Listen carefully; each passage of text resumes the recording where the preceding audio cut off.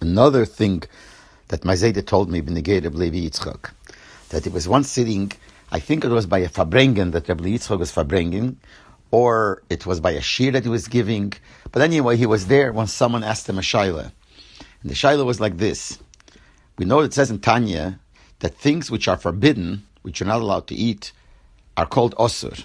The reason they're called osur, because the word osur means tied.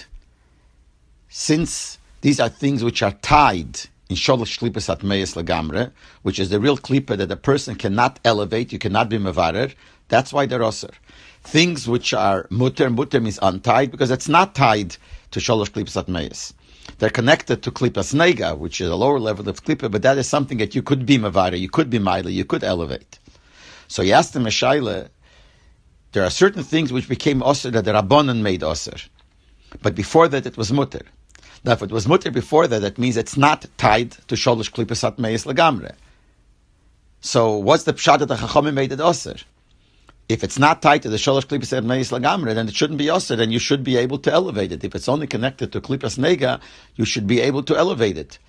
So what's the pshat that the Chachamim said that it's osur, to forbidden to be eaten or used? And this is what Rebbe Leibel Yitzchak answered.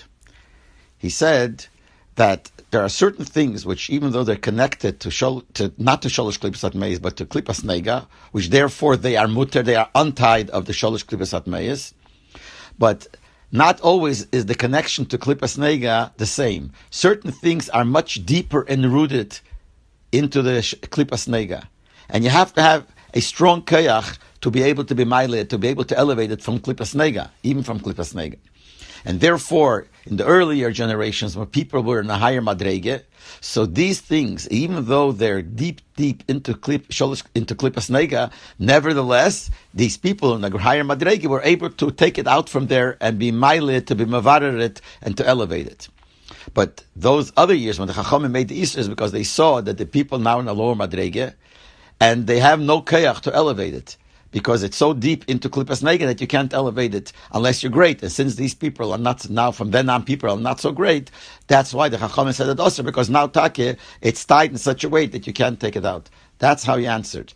Now I'm just adding that l'chure, the whole shaila is only based if we hold that every Isser the Rabbanon is a Isser Cheftze. We know there is a whole discussion if when the Rabbanon made something osir, is it the Isser on the object, that the object is forbidden, or it's a Isser on the person, means they told the person, we forbid you from eating that or using that object. So if you learn it's only a Isser on the person, then the Chachamim could do it, even though this is be'emes mutter, and it still stays mutter, untied from klippe. But it seems like that the kasha that was asked was based on the shita that holds that the Isser Rabbanon, like as mashma from Tanya, is also a Isser on the cheftza, on the object. So the kasha is, if it was mutter before, it means it's not really tied to sholosh klipas atmeyes. So what's the pshat that Chachamim made it osir? And if we learn that they made the object osir, what's the pshat? And that's where he gave the answer that it's like a tied to klipas nega, but it's tied so deep that unless you're in high madrege, you cannot be mailit, and therefore the Chachamim said that it's osir.